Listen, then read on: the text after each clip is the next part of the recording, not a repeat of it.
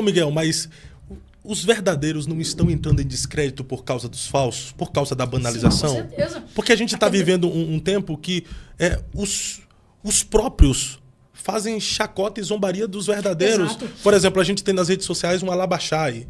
Nós temos um tal de Profeta Bebeto. Sim. Os caras brincam, zombam mesmo dos dons espirituais, do movimento pentecostal que é sadio e bíblico. Não é por causa desses falsos, dos fanfarrões, Sim. dos profetas de live que fala: eu vou te revelar agora, manda o seu pix, Sim. que eu vou entregar. Não é por causa desses que os verdadeiros estão entrando em descrédito. Mamãe falou um negócio, uma maçã podre põe a caixa inteira a perder. Tem muita gente que entrou dentro das igrejas e se camuflou. E os verdadeiros homens e mulheres de Deus estão sendo desacredibilizados, né? Desculpa, não consegui pronunciar. Descredibilizado. Isso. Então, assim, é uma coisa que estão colocando os verdadeiros homens de Deus em descrédito. Por quê?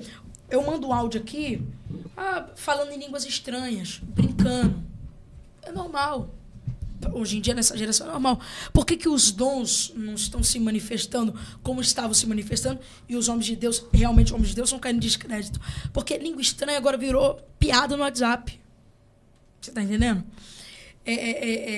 Homens e mulheres de Deus estão conversando conversas inapropriadas para o seu cargo. Você está entendendo? O altar virou piada, comédia, sabe? Hoje a gente vai para a igreja, eu sei que no culto tem que ter um momento de descontração, a gente é itinerante, sabe o que nós que estamos falando? Às vezes, quando o público estava aí travado, né? A gente conta ali alguma coisa, aí o povo, a gente desmonta. Jesus tinha um senso de humor, mas o senso de Jesus era diferente do que os nossos. Mas eu estou falando de pessoas que estão banalizando o altar. Eu estou falando de pessoas que estão subindo no altar indecentemente, entendeu? Perdeu-se o temor. O que está faltando hoje nas nossas Assembleias de Deus são hinos da harpa. O que está faltando hoje nas nossas Assembleias de Deus é pregadores chegando no culto e não dobrando o joelho para orar. O que está faltando hoje na nossa Assembleia de Deus... Está faltando isso, né? Chegar no culto e dobrar o joelho. Às vezes estão trocando a Bíblia por iPad. Estão trocando a Bíblia por um computador em cima do altar. Então, perderam a fé, perderam o temor a Deus. As pessoas estão tratando Deus... Quantos pregadores não oram mais, não jejuam mais? Eu ouço os pregadores antigos dizendo que passava horas orando para Deus revelar um sermão e ele estudar aquele sermão. Então, hoje, as pessoas perderam o Espírito Santo de Deus. Hoje, as pessoas só querem saber da teologia. Não, nada contra o estudo de teologia, mas palavras que não edificam. Para que eu vou falar de calvinismo em cima do altar, irmão? Desculpa. Eu sei o que é calvinismo.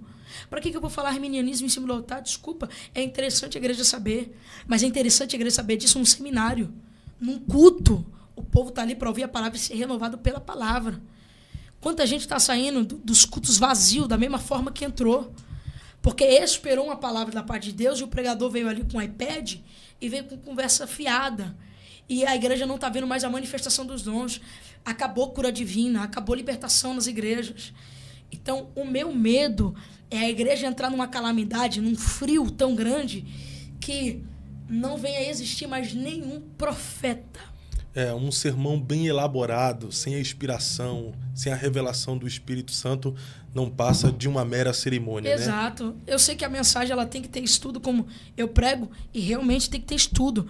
Mas quando eu vou falar de Jesus, é impossível falar de Jesus, mas não falar do batismo, falar da cura, falar da libertação, falar do salvamento.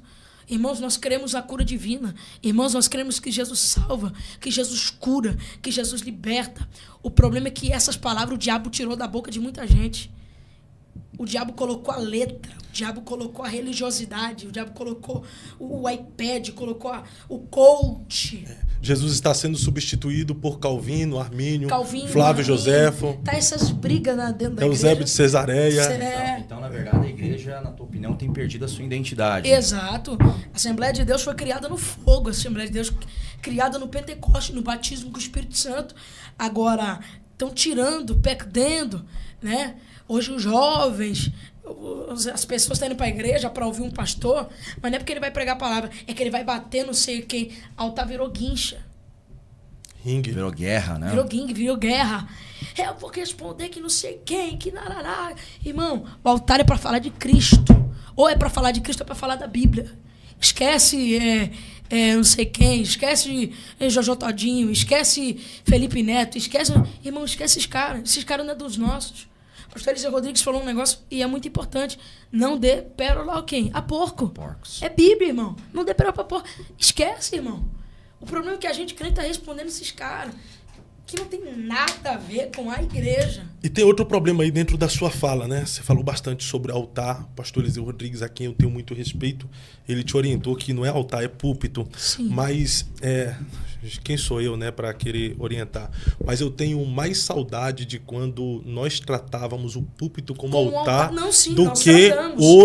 hoje tratar o altar como púlpito. Como porque púlpito. quando tratávamos o púlpito como altar, a gente tinha reverência. Reverência. Se Temor. pregar ali em cima em pecado, meu irmão, Peca, Deus vai caia fulminar, vai fulminado, cair. sim. Muito Hoje temor. não. Eu fui Se da pregar Deus Amor. falsidade ali... Púlpito, qualquer um sobe, altar não. Eu fui da Deus Amor e o meu pastor na Deus Amor pregava muito dizendo assim: irmãos, nesse domingo de Santa Ceia, jejum, todos os dias em jejum, e nós vamos ter a consagração ao sábado e nós vamos consagrar. E se tiver alguém em pecado que pecou contra o seu irmão e não pediu perdão, quando olhar para o altar já vai morrer. A gente tinha um temor, sim ou não? Sim, sim. A gente chegava antes do culto, o culto começava 6h30, a gente chegava 5h30, 6 horas, esperava a pessoa que a gente tava brigada, entre aspas, para pedir perdão antes de cear. Sim. Então, a gente tinha um temor. Até para os pregadores, né? Quando tratavam É. o púlpito como altar, se acontecesse uma briga com a esposa e ele estava convidado, ele, pastor, Por quê, irmão? não vai dar não. É Porque, verdade, né? é verdade. Briguei Não vai com dar, minha não. esposa. Briguei com a minha esposa. Hoje não, meu irmão. Você trata como púlpito, aí você fala, a graça de Deus é maior. É. Eu vou. A misericórdia de Deus é maior. Eu vou só pela graça, Eu vou né? Pela graça. Só é. pela graça, né? Então, assim, pela fala dele, como ele disse que o púlpito, que o altar é o púlpito, eu falo assim que a forma de se pronunciar ao altar.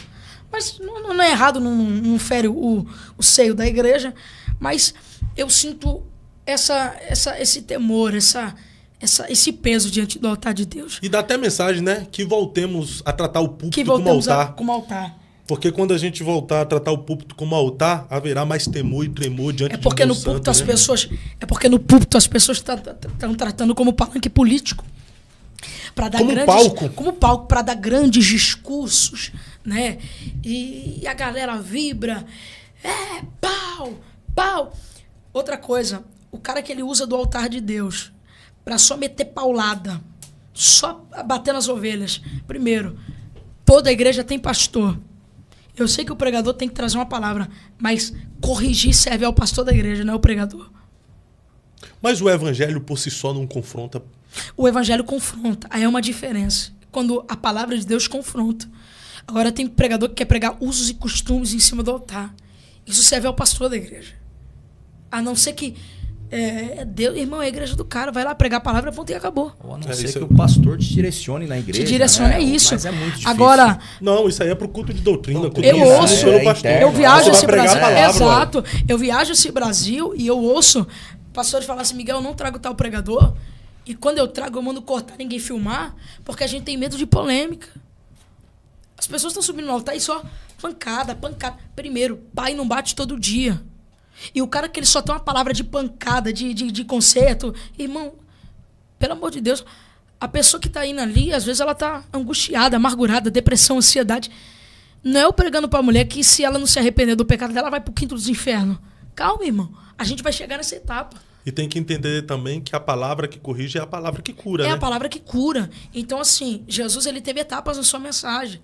Uma hora, quando ele queria pregar com amor, ele falava assim, ó, certa feita, tinha um homem, esse homem tinha 2 filhos. Um filho se revoltou, saiu de casa, pegou tudo que tinha, e Jesus ensinando através de palavras. Mas quando Jesus se irritava, quando Jesus se embravecia, ele ia para a porta do templo, pegava o chicote e quebrava. Vocês estão na porta da casa de meu pai, vendendo e tal. Então, assim, é uma coisa que a igreja está vivendo. Hoje, de fato, pregadores para colocar o povo na altura. Ah, eu vou lá porque ele vai falar, e ele vai bater, e vai acontecer, e pá. Mas essa palavra te edificou no quê? Você pulou, você gritou, você colocou o ego do pregador lá em cima, mas essa palavra te ajudou no quê? Vai surtir que efeito na vida da pessoa. Fora também que tem muitos que usam de subterfúgio, né? Claro. Eles usam de subterfúgio que Deus está corrigindo o meu vizinho, mas não está me corrigindo. É igual o cara tá lá, prega uma mensagem de exortação. O adúltero vai pro inferno. Aí alguém sabe do caso de adultério ali na igreja e fala: fala Deus! Deus está falando! Deus está na casa! Ele vibra por alguém que caiu, entende? Mas não fala que o fofoqueiro, aquele que dissemina o ódio, a contenda entre irmãos, faz o que Deus odeia e faz o que Deus abomina. Deus abomina. Muita gente tem que tomar cuidado. Uma coisa que Deus abomina: contenda entre os irmãos. Tá? Então, muito pregador, cuidado. Eu já ouvi alguns casos aqui e tá exposto na rede social. Muita gente que bateu e caiu. Então, aquilo que às vezes é para ser uma exortação acaba sendo um escândalo. É que assim, entendeu? O Zé Carlos de Lima, pastor lá da Paraíba, ele tem uma frase muito boa que a gente sempre reproduz: torneira apertada demais, uma hora ou outra dá vazamento. Dá vazamento. Mas, assim, a gente também não pode anular as verdades da Bíblia. Claro. Que precisa ser falada e pregada e ministrada, né? Sim. O evangelho que nos salva é o mesmo evangelho que nos confronta. Que nos confronta, mas... acho que foi Charles Spurgeon que disse que o evangelho que não me muda, esse não me salva. Agora, é claro que a gente tem que, como eu disse, pregar a verdade, tempo e fora de tempo. Só que estão saindo do verdadeiro foco da mensagem. Estão querendo colocar o público para... É verdade o que você está falando, tal, tudo. E tem muitos pregadores que são inflamados. Perde a essência do espírito. Quando vê a multidão, né? Ele perde. Eu preguei semana passada em Florianópolis, no estado de Santa Catarina. Palavra profética, pastor Joabe. Pastor Joabe Miranda, meu amigo. Um beijo pra você. Eu falo pra ele que ele é um negrão abençoado. Gente boa. Gente boa. E eu pensei, e ele tava conversando comigo, muita gente criticou, bateu. Eu falei, meu Deus, não vai ir ninguém hoje. Quando eu desço a escadaria da sala pastoral que dá acesso ao púlpito, quando eu abro a sala pastoral, tem 2.000 pessoas dentro da igreja. Uma massa humana fora do normal. Tinha gente do lado de dentro, tinha gente do lado de fora. E as pernas tremem, né, irmão? Sim. Fala a verdade. Sim, claro. Você chega na igreja, a igreja está com 2.000 pessoas assim, ó, para te ouvir. E eu pedi graça a Deus. Eu falei assim, bom, eu não vou ser nenhum, nem ser outro. Eu vou ser o que Deus quer que eu seja. Abri a Bíblia, preguei, Deus derramou uma presença. E foi uma mensagem que fluiu muito bem a igreja. Eu preguei sobre Ana e Penina, que o grito da criança foi mais alto do que o grito de Penina. E que o milagre do altar tem nome. Porque nenhum dos filhos de Penina foi gerado no altar, sempre foi gerado em casa. E nenhum deles é citado na Bíblia. Agora Samuel, que foi gerado no altar, foi o único que foi juiz, profeta e sacerdote. Então, foi uma palavra que fluiu muito bem. Deus tomou a igreja, foi uma benção. E Deus usou nos dons espirituais da profecia e por aí vai. Então, o pregador, ele se empolga, dependendo da fama dele, né? daquilo que ele expecta. Às vezes ele se empolga com aquilo e foge do verdadeiro. Deus não usa ele usa Deus. Então é um problema que está criando hoje dentro das igrejas, né? Pregadores inflamados e povo inflamado, mas não pela mensagem, pelo ego, pela empolgação. É um problema que está gerando hoje nas igrejas. Problema sério até. Então, não... Mais do que o sensacionalismo. Muito mais. Então, o podcast que tem impactado o mundo gospel, agora mais perto de você. Fábio Santos e pastor Carlos Cardoso estarão em São Paulo para o Eu Acredito. Imersão no Apocalipse, com a participação especial do reverendo Napoleão Falcão. Desde a queda do homem, o mundo mergulhou no caos do pecado. Guerras, crises, controle global e o medo do desconhecido dominam nossa geração. Mas será que tudo isso foi profetizado? O Apocalipse não apenas revela o fim dos tempos, mas aponta para a redenção final da humanidade. Você está pronto para enxergar a verdade por trás dos acontecimentos atuais? Estamos nos aproximando do fim do mundo? Porque bilionários e milionários estão construindo bunkers apocalípticos? A nova ordem mundial é real? Qual o verdadeiro propósito das sociedades secretas? Quem controla a mídia, o dinheiro e os governos do mundo? Vivemos dentro da Matrix? O que o Apocalipse revela sobre o fim do papel moeda? Já estamos sobre um regime totalitário? O aquecimento global é real ou uma narrativa? Um apagão digital pode acontecer? Estamos à beira de um reset financeiro? O Apocalipse anuncia juízo, mas também esperança e redenção. Você está preparado? Descubra as respostas para estas questões e aprofunda-se na verdade profética.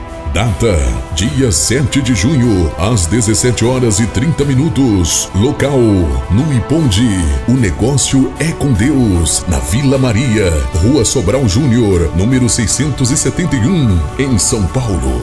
Não fique de fora dessa imersão.